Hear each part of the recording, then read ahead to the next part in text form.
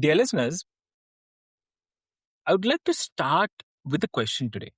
It's like, what if the most powerful piece of technology that we'll ever encounter is not an algorithm or a device, but a story, I'd say. A story someone tells themselves in the dark, a story that says that this is not where it ends. So today's guest, yes. So today's guest, I'd say, dear listeners, today's guest has spent his 21st birthday in Kuwait, preparing to enter Iraq. He came home, nearly lost everything to alcohol, and then quietly rebuilt himself one word, one scene, one film at a time. And this is not a Hollywood arc. This is something more honest than that. Yeah. So, welcome back, dear listeners, to another powerful episode of Mind Meets Machine. I'm your host, Avik, and this is the show where we sit at the intersection of humanity and the tools, systems, stories we create to make sense of being alive. And today I'm joined by a lovely guest. Please welcome Terry Weaver. So, welcome to the show. Thanks, Avik. I appreciate that. You said we create to stay alive and tell stories to stay alive. And I really agree with that stories do allow us to escape in life, and they allow us to come alive when we tell our story. And a passionate story well told is so valuable. Yeah. Exactly. Yeah. Exactly. And dear listeners, so before we delve deep into the discussion today, because I believe you'll also get benefited a lot from our conversation. But before we do that, I'll quickly have to introduce you to Terry. So Terry is a US Navy corpsman and combat medic who served in Kuwait and Iraq.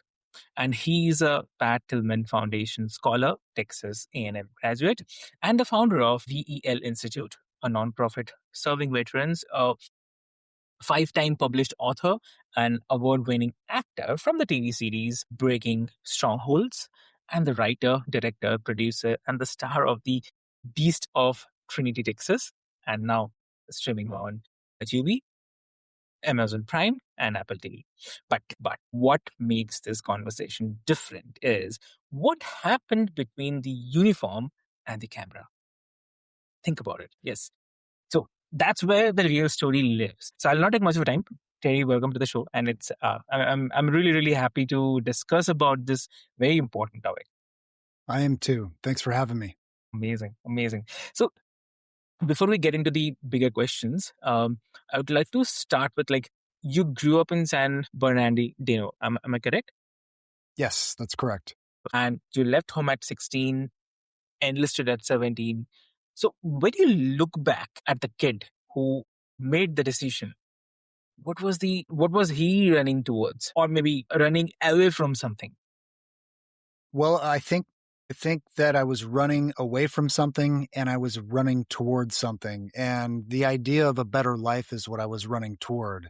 And I was running away from my life because I knew that it was unhealthy and I knew that I wasn't being treated fairly. And so I thought that I could do a better job raising me for the rest of my adolescence than my parents could. So I had to leave.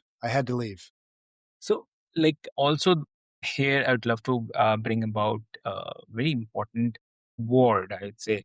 It's about the misconception, right? So, I think a lot of people hear that veteran turned filmmaker and they immediately frame it as a kind of this clean redemption story, like struggle then success. But you have been open about the fact that you came home from Iraq and became, in your own words, a terrible alcoholic. So you were running from your problems. That part, I'd say, doesn't usually make the highlight reel. So what do people get wrong about it when it actually takes to go from that low point to standing behind the camera, directing a feature film? Yeah, it's a complete rebuilding. First of all, we learned in Alcoholics Anonymous that you hit rock bottom when you stop digging. Yeah. And that's absolutely true. We're our own worst enemies and we destroy ourselves through destructive things when we have, demons inside. And I had a lot of demons inside, not only from childhood, but being in a war and then coming back and making a lot of mistakes. And when you make mistake after mistake, the shame just begins to pile up and you feel like you need to run from it. And that's exactly what I was doing. I was running from all the shame and the pain in my past. And eventually I just, I knew that I was going to blow up my family if I kept on doing what I was doing. So when someone wraps your story up in the kind of next bow or the neat bow, the underdog made it version kind of. So what does that miss about the years in between? Well, I think that it misses the human struggle, and not to say that everything's perfect now, but things are a lot easier because my psychology is straightened out and my heart's pure and my intentions are good. So I think everybody goes through struggles one kind or another, whether that's anxiety or economic distress. The problem is when we don't deal with those struggles, we turn to unhealthy habits and we end up burying ourselves further and further and further. And it's just that you think compound Yeah. interest. This is negative compounding interest on your life Mm. when you do those kind of things. They're very destructive habits. And so I don't know if I had to go through that, but I did go through it. And I had to get to a point where I knew that I couldn't do it on myself and I needed to reach out for help. And a lot of us think that when you say, I need help, it's a Yeah, weakness, but it's in fact a strength. exactly. Because you get to know about, or maybe you learn the exact mistake or the gap you were doing. So that's a great part of it, and that's a strength. Definitely asking for a help. It's not a negative part about it. That's right. Exactly. And I really appreciate like you saying that, because I think one of the things we explore on this show is like how the systems and machines around us, whether it's a technology or media or even the stories we tell on the social media, they compress messy human experiences into a kind of clean narratives.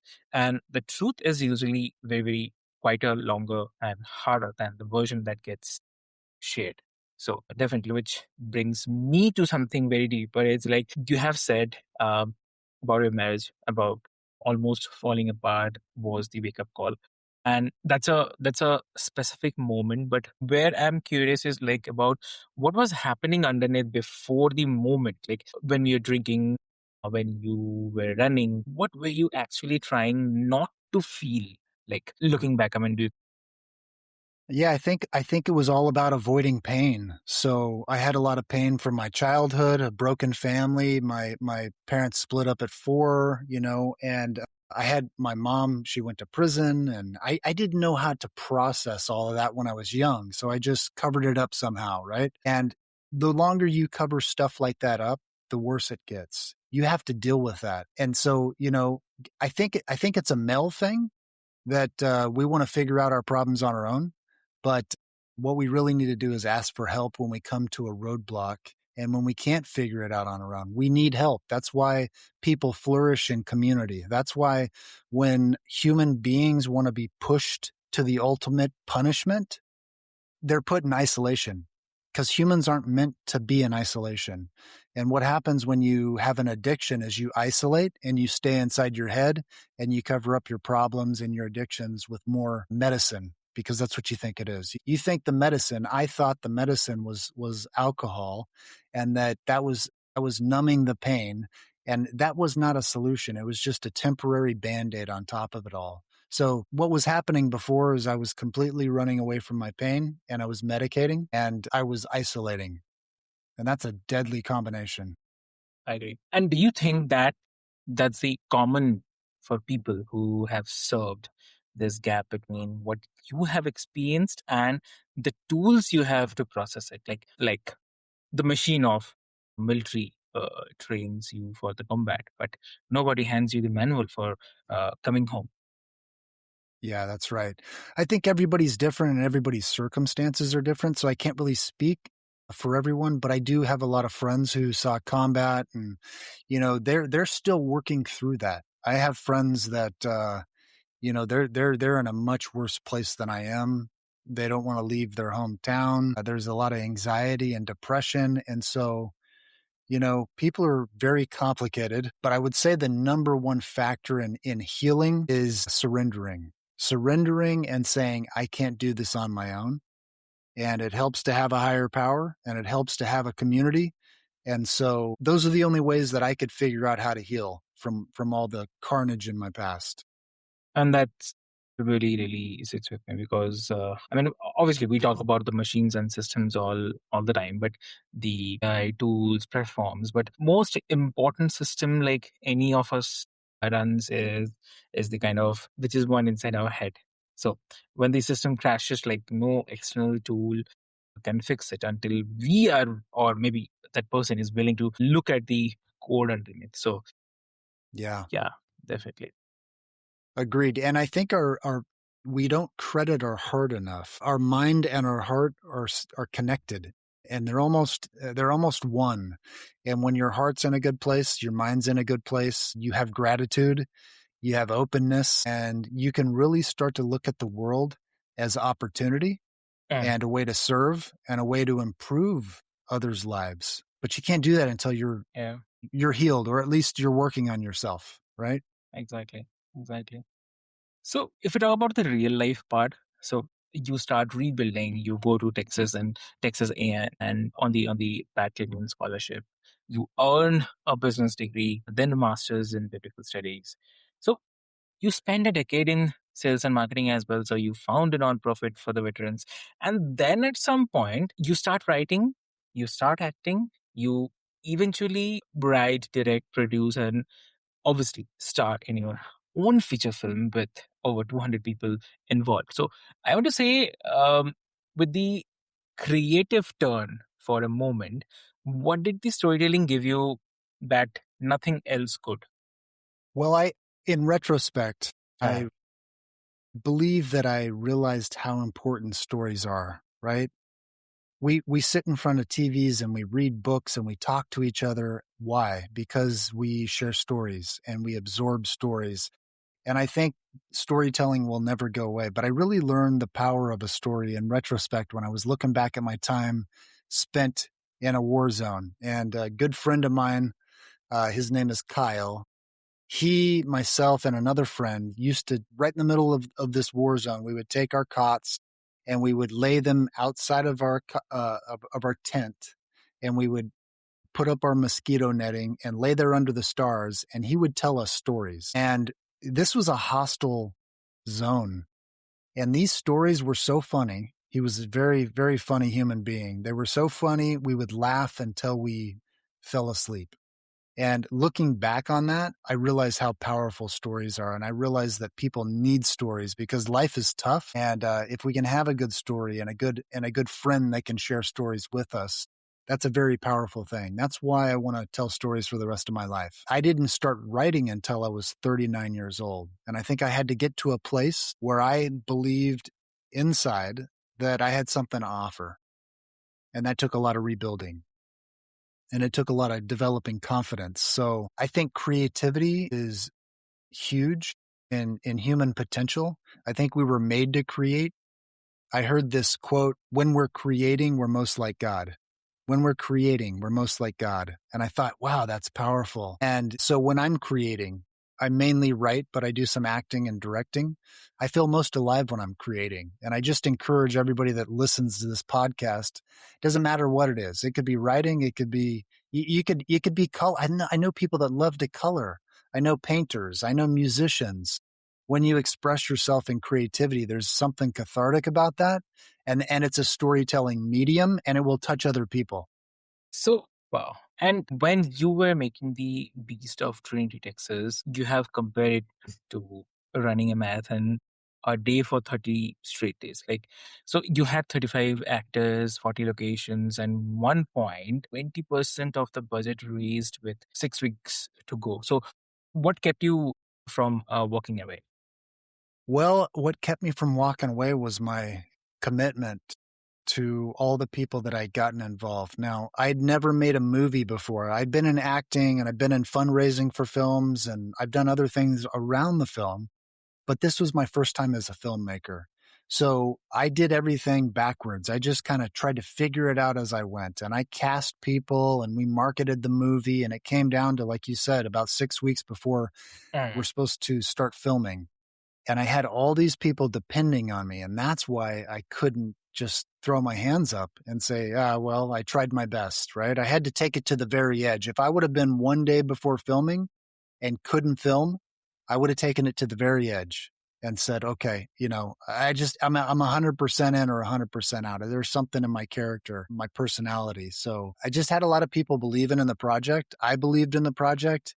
And then, if you believe in something and you take action, you can get people excited because there's not a lot of people out there who are doing big creative things have decided they're going to do them. Dream big. I always say dream big and cast a big vision and take care of people, and you can pretty much do anything you want. Yeah, yeah, exactly. And um, okay, and would also love to talk about the practical part of it. Like as you said, that your goal when you show up anywhere is for people to feel bigger, stronger, and more inspired than before you arrived. So definitely, it's a beautiful intention, but it lets kind of make it useful for someone listening right now. Like if someone is in their own version of that dark chapter, maybe they haven't hit the rock bottom. Maybe they are just quietly stuck, and they feel like they have lost the thread of who they are. So, what is the first thing you would tell them to do? The first thing I would remind them of is they're telling a story with their life. And whether they believe it or not, they're influencing somebody, whether that's their kid or their wife or their friend. Somebody's watching them. Oftentimes we think, oh, nobody's watching us, but people are watching us. And our influence is either positive or negative, period. It's never neutral. We're either taking people to a better place or we're taking them to a darker place. And so the trick with influence is to realize that when you change your posture from just thinking about yourself and decide that you're going to lead other people, it's a very unselfish thing and it will actually benefit you. The more you do for others, the more you're going to be benefited. And so I would encourage people to put that into action. If you're depressed, go out and help somebody and see if you don't feel better after that. So, like, I mean, and in your experience, does it matter like what the creative outset is? Does it have to be willing out of film? I mean, writing out of the film. Absolutely not. When you have an idea, whether that's a song, you start to write it. You're actually bringing something from your subconscious into reality. Think about how powerful that is. Think about how powerful that is. You're actually giving birth to an idea. Now, if you continue to focus on that and you continue to refine it and make it something beautiful that the world can use, that's going to be very valuable. I don't care if it's a poem, if it's a picture that you're coloring, a painting, it could be a movie. I don't recommend it because they're very hard. It could be a book, it could be a memoir, whatever it is. If you can create things that are valuable or give beauty to other people, you're going to change the world. It may not be overnight. It may not be on a massive scale, but you're going to change the world one person, one feeling, one message at a time. And that's an amazing thing. And I think creativity is a superpower and we all have it in us. We just have to activate it and we have to work on it. We have to hone it. We have to chisel away until we get our craft to where it's productive. But we all have Yeah. this creative source in us. Exactly. I really love that because we live in a time where AI can, I mean, write a screenplay in 30 seconds. It can Yeah. generate a short film for just from a prompt only. But what it cannot do is just that do is need to create. That need is something which makes something real that's uniquely human. That's very true. So Tail, yeah, you're saying something, please. Yeah. So also, I would suggest that AI can't have a conversation like you and I are doing.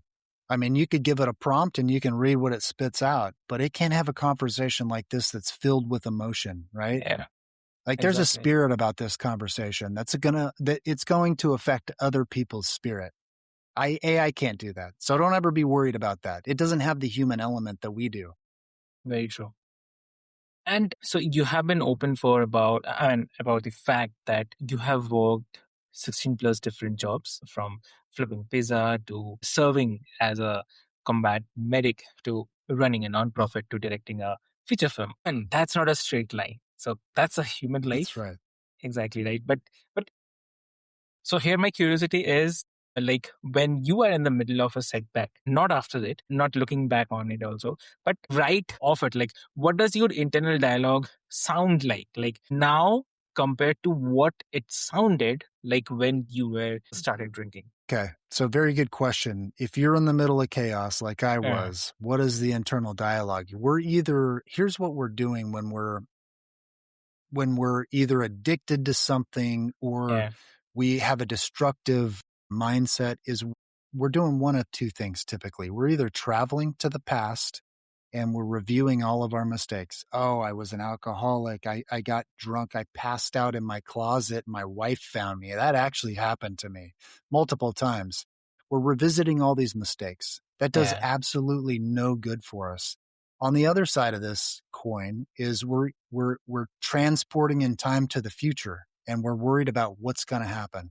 Will I ever be able to recover? Will I lose my marriage? Will my kids not love me? Will I be able to go to we get into these frenzies of traveling to the past or traveling to the future. But all of that is a mistake. All of that's a mistake because we can't do anything about that. We have to be present. I can't be thinking about the future when I'm having a conversation with you because it doesn't matter and it's not guaranteed to me. And I can't be thinking about the past either. All I can do is be in this moment trying to give you the very best message that goes out through this podcast and touches lives. So, number one, when you're trying to unbury yourself, you have to stay in the present and you just have to do the next best thing. Okay, I have all these problems. What is one thing that I can do to make one problem better? Go out and do that right away. And just move on to the next one and stay in the present. So for someone who's rebuilt themselves once and it's terrified of it falling apart again, because that fear doesn't just disappear. So how do you stay in the work without white knuckling it kind of daily? Well, again, let's go back to I call it the time machine. When I get in my time machine, I'm transporting to the past or to the future. You just asked me about what happens if it all falls apart. That's in the future. It's a fear, it's an anxiety about the future. You have to get out of that and you have to just do your very best 100% today. What can I do to ensure that the future is good? Because today's all we have, right? Yeah, I like to say, stay out of your time machine. And I'm talking to myself, not you or anybody. I tell myself, dude, stay out of your time machine because you can't do anything in that time machine. Disable it, rip the transmission out because you don't need to be in it. Exactly. When you're thinking about fear and anxiety, I know this isn't a minor thing because I have them both and I face them every day, but you can rely on other people. I love quotes. I love thinkers. And there's a thinker, her name's Anais Nin. She's mid 1900s, I believe. Anyway, she said, life shrinks and expands in proportion to our courage. So if you feel like your life is shrinking, add some courage. And just remember that the more courage we have, the more our life will expand. That's a really good quote to hang on to. Very true.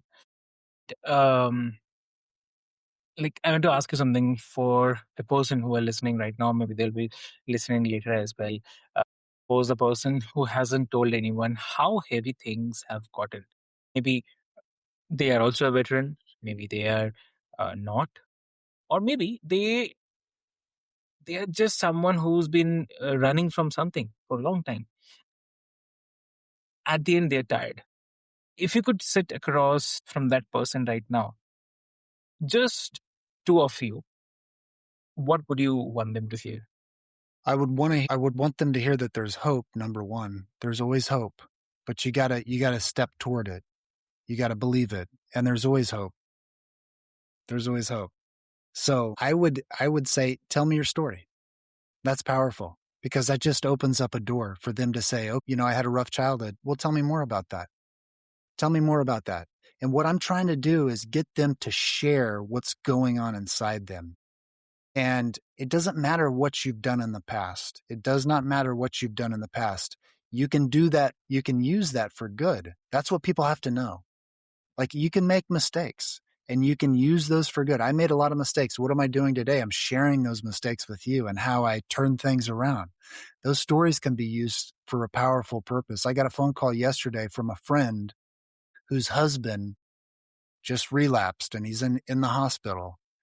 And I, the one thing that I let her know is there's hope for him, but he has to want it more than she does. So if I was sitting across the table from somebody who's struggling, I would ask them, do you want to get better? Because I want you to get better, but I can't want it for more than you do. And I would tell them there's hope, but you have to want that hope and you have to move towards it. And you have to find the people, the community, the programs, a higher power to help you, to give you strength. You have to ask for help too. And if listeners wants to connect with you, how they can connect? I do a lot of writing on Substack, so terryweaver.substack.com, and I'm a little active on Facebook, so that social media platform. And then I would check out this crazy movie that we just released. It's called The Beast of Trinity, Texas, and it looks like a creature feature and a horror, but there's actually a lot of meaning packed into it, and it's a fun story.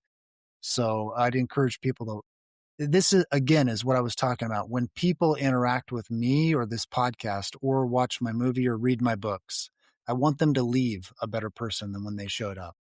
So, dear listeners, we'll put all of Terry's links into the show notes, including his Substack and The Beast of Trinity, Texas, which you can definitely watch right now on TV, Amazon Prime, and Apple TV.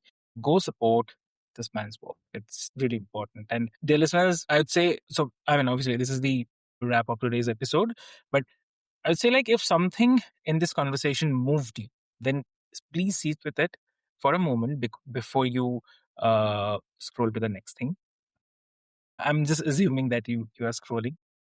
And if you know someone who needs to hear Terry's story, please share this episode with them, because sometimes the most human thing technology can do is carry one person's truth to another person who actually need it today. So with this hope, this is your host Avik, and this is Mind Meets Machine. Take care of your mind, and I'll see you in the next episode. Thank you so much.